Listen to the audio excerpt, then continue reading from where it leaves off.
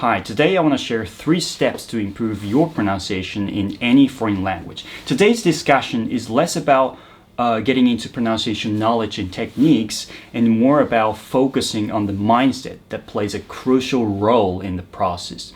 Okay, so I've been captivated by English pronunciation since I first started learning it in middle school, right? I've been practicing it ever since, and I also teach it to Japanese learners. After giving over 3,000 pronunciation feedback sessions, I've gathered some pretty useful tips I love to share with you.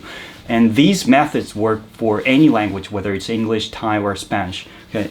The step 1 is getting familiar with the basic sounds of the language, like vowels and consonants. A common piece of advice is to just listen carefully and mimic the sounds, right? It seems to make sense since we all learned our native language by imitating adults when we were babies. Indeed, paying close attention to the sounds is crucial. But here's the thing, we're not babies anymore. This approach doesn't really work for adults who've passed that so-called critical period. Our brains are wired for Japanese, which is different from a child's brain that's still wiring up. That's why we struggle with distinguishing sounds like L and R, right? With the Japanese wired brain, we're hearing English sounds through a Japanese filter. It's like seeing the world through blue sunglasses. You can't take them off, so it's hard to know the real colors without someone teaching you. Now, there might be a tiny 1% of people who can improve their pronunciation just by listening and mimicking without formal training. But let's be real, they're the exception, not the rule. Most of us can't just listen and mimic. Even when we try, it's tough to get it right. So think about it. If our brain can't distinguish between L and R, for instance, there's nothing to mimic, right? If you can't even hear the sounds you're trying to mimic, then what's the point, right? L and R might be extreme examples, but think about vowels too. Japanese has only 5 vowels, while English has more than 20. Knowing the range of vowels you're working with is essential. Get familiar with the vowels, consonants, intonations, and rhythms of the language. Try to understand how the language you're learning differs from your mother tongue. So without guidance, it can be extremely difficult to become aware of these differences on your own. Why? Because our brains are wired for the Japanese language. Take dancing as an example. If someone says the key to becoming a great dancer is to watch closely and mimic the moves, only gifted few might succeed. Dancing isn't just waving your arms around, right? It's a complex interplay of hundreds of muscles throughout your body. Beginners need to learn each movement step by step, memorize them, and refine their moves over time. Learn the moves, memorize them, and refine them.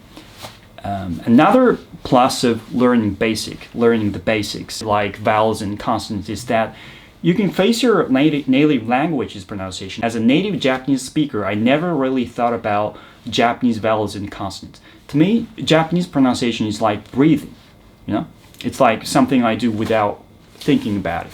But when you deliberately direct your attention to the subconscious, you can develop a heightened awareness of the sounds you're accustomed to making. You'll begin to recognize shared sounds between Japanese and English, as well as sounds specific to English or Japanese. By doing this, you'll develop a sensitivity to sound, right? So step 2 is understanding what practicing pronunciation actually means. Many people think that simply learning the knowledge of pronunciation will make their pronunciation better. When people say they're learning English pronunciation, they often mean learning the unknown techniques of pronunciation. However, just reading a book of swimming doesn't make you a swimmer. And the most crucial aspect of mastering pronunciation is actually practicing it. Understanding vowel and consonant types is only the beginning. It's similar to playing guitar, dancing, or basketball. You need to learn the moves, memorize them, and refine them. Keep practicing until you can produce the correct sounds without even thinking about them. Keep going until you've rewired your brain and you can do it smoothly. Learning foreign language pronunciation can be uncomfortable and awkward at times. You may lose track of what the correct sounds are or doubt your ability to do it. You may come up with excuses to give up, such as having a short tongue, a different skeletal structure than Americans, or being tone deaf. The process of mastering pronunciation is much more challenging and time-consuming one, more so than most people realize, and so they often look for quick tips and tricks. Hey, what's the trick? Hey, teach me the secret. However, in most cases, what's needed is not a trick, but rather the development of muscle memory to match the correct sound. Learning about pronunciation is easy, but incorporating it into your muscle memory requires as much time and practicing as mastering an instrument or a sport. For someone who has never used chopsticks, there might be some tips on how to hold them and use the correct amount of pressure. But I believe that the essence of being able to use chopsticks is to repeatedly use them, developing muscle memory and creating new neural pathways in the brain. No one becomes perfect with the chopsticks after just one day. It's impossible, even for a genius. Okay. Step 3 is all about the importance of feedback when it comes to improving your pronunciation. Improving your pronunciation requires feedback because you need to know whether the sounds you're practicing are correct or incorrect. It's almost impossible to improve alone without feedback. For example, you might be able to tell if you're playing a C chord correctly on the guitar, but you need someone to tell you whether your pronunciation is correct or not. You need someone to provide feedback. In the future, perhaps AI will be able to provide a highly accurate feedback, and I'm excited for that. Practice, get feedback, practice again, and get feedback again. This is the ultimate way to improve your pronunciation. With enough practice and feedback, I believe it's possible to achieve native level pronunciation. I'm not saying that native level pronunciation is necessary, but it's possible. So when learning pronunciation, it's important to create an environment where you can tell whether your pronunciation is correct or not. Practice is important, but practicing alone for hours on end can lead to learning incorrect pronunciation.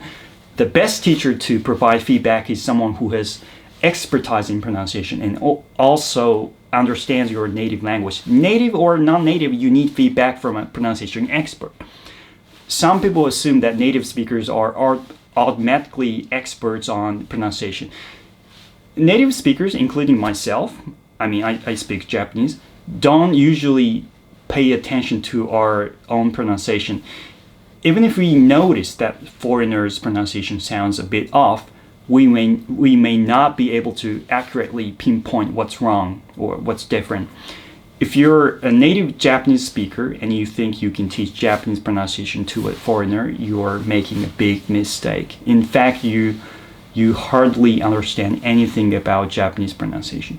For example, English speakers have difficulty distinguishing between mama and mama in Japanese. Without expertise in pronunciation, you may only say things like, why can't you distinguish them? Or, hey, try harder. Hey, repeat after me. Listen closely. Without understanding the root of the problem, regardless of whether they are native or non-native, it is best to learn from an expert in the field. Some people may prefer to have a native teacher, but there are also advantages to learning from a non-native teacher because they might have a better understanding of what's difficult and what needs to be overcome, and you can follow the same learning path as them. There's a lot to learn from people who are in the same situation as you. Especially for beginners, it might be better to learn from someone who shares your native language. And of course, it's also good to learn from native speakers, native teachers who are pronunciation experts. Okay, so with these 3 steps in mind, your pronunciation is sure to improve. Even I practice my pronunciation every day, so don't give up and practice your pronunciation little by little every day. Okay? Okay. それではまた会いましょう。